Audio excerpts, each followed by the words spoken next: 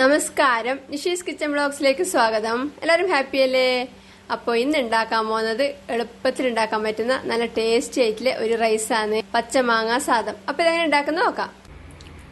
ഞാനിവിടെ ഒരു ബൗളിലേക്ക് 1 കപ്പ് പൊന്നി പുഴുങ്ങലരി നന്നായി കഴുകിയെടുത്തിട്ടുണ്ട്.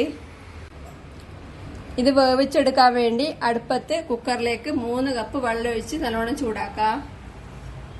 3 കപ്പ് വെള്ളം അളന്ന് വെച്ചിട്ടുണ്ട്.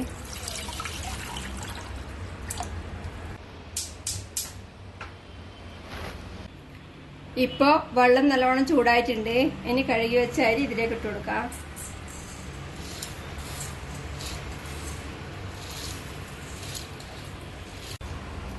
ഇതിലേക്ക് ആവശ്യത്തിന് ഉപ്പും കൂടി ഇട്ട് ഒന്ന് ഇളക്കി കൊടുത്ത ശേഷം അടച്ചു വെച്ച് വെയിറ്റ് ഇട്ട് ഒരു വിസിൽ വരുമ്പം തീ ഓഫ് ചെയ്യാം.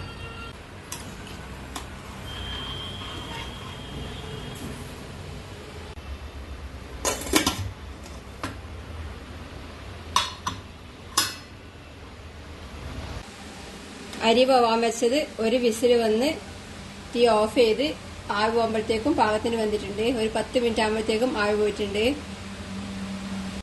ഇതിനി ഒരു ബൗളിലേക്ക് കോരി മാറ്റാം. ഈ റൈസ് വെന്ത ഉടനെ തന്നെ ഒരു ബൗളിലേക്ക് കോരി മാറ്റുന്നതായിരിക്കും നല്ലത്, ഇല്ലെങ്കിൽ കുഴഞ്ഞു പോകാൻ ചാൻസ് ഉണ്ട്. ഇനി മാങ്ങ ഗ്രേറ്റ് ചെയ്തെടുക്കണം. ഞാനിവിടെ ഒരു പച്ചമാങ്ങ എടുത്തിട്ടുണ്ട്. ഞാനിപ്പോ ചെറിയ അളവിനെ റൈസ് ഉണ്ടാക്കുന്നില്ലോ, അതുകൊണ്ട് ഇതിന്റെ പകുതി എടുത്ത് തൊലി കളഞ്ഞ് ഗ്രേറ്റ് ചെയ്തെടുക്കാം.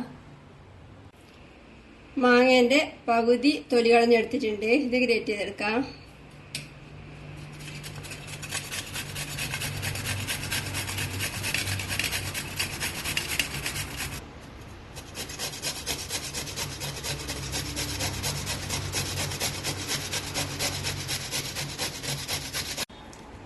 മാങ്ങ ഗ്രേറ്റ് ചെയ്തെടുത്തിട്ടുണ്ട്. ഇനി റൈസ് ഉണ്ടാക്കാൻ വേണ്ടി അടുപ്പത്ത് ഒരു പാൻ വെച്ച് ചൂടാക്കി അതിലേക്ക് 1 ടേബിൾ സ്പൂൺ എണ്ണ ഒഴിക്കാം. നല്ലെണ്ണയോ കടലെണ്ണയോ എടുക്കുന്നതായിരിക്കും നല്ലത്. ഞാനിപ്പം കടലെണ്ണ എടുത്തിട്ടുള്ളത്. എണ്ണ ചൂടാവുമ്പോൾ ഇതിലേക്ക് 1/2 ടീസ്പൂൺ കടുകും 1/4 ടീസ്പൂൺ ചെറിയ ജീരകവും 1 ടീസ്പൂൺ കടലപ്പരിപ്പും 1 ടീസ്പൂൺ ഉഴുന്നുപരിപ്പും കുറച്ച് നിലക്കടലയും 2 വറ്റൽമുളകും ഇട്ട് താളിക്കാം.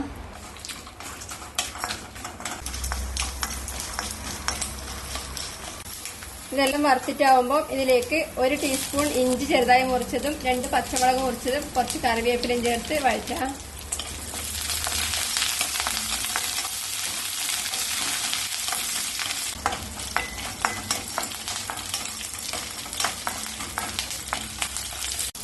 ഇഞ്ചിയും പച്ചമുളകും കറിവേപ്പിലെല്ലാം വാടി തുടങ്ങുമ്പോൾ ഇതിലേക്ക് 1/2 ടീസ്പൂൺ മഞ്ഞൾപ്പൊടിയും 1/4 ടീസ്പൂണിനേക്കാളും കുറച്ച് കായപ്പൊടിയും ചേർത്ത് വഴറ്റാം. ഇനി ഇതിലേക്ക് മാങ്ങ ഗ്രേറ്റ് ചെയ്തിട്ട് വഴറ്റാം.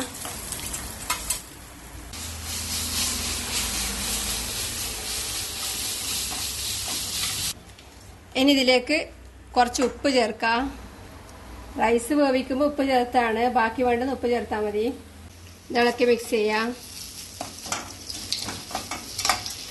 ഇനി ഇതിലേക്ക് വേവിച്ച് വെച്ച റൈസ് ചേർത്ത് ഇളക്കി മിക്സ് ചെയ്യാം.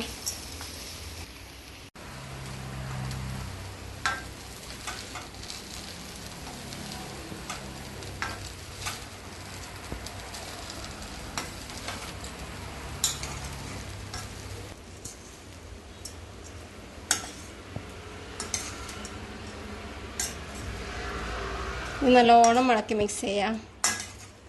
റൈസും മാങ്ങയെല്ലാം കൂടെ നല്ലോണം ഇളക്കി കൊടുക്കാം.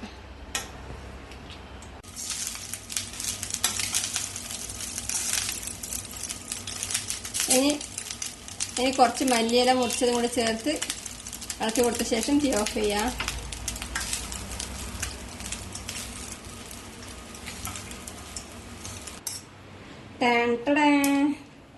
നല്ല കിടിലൻ ടേസ്റ്റാണ്, ഉണ്ടാക്കാൻ എളുപ്പമാണ്.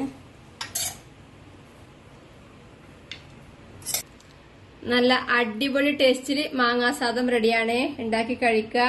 അഭിപ്രായങ്ങളും നിർദ്ദേശങ്ങളും അറിയിക്കുക. സബ്സ്ക്രൈബ് ചെയ്യുക, സപ്പോർട്ട് ചെയ്യുക. Thank you.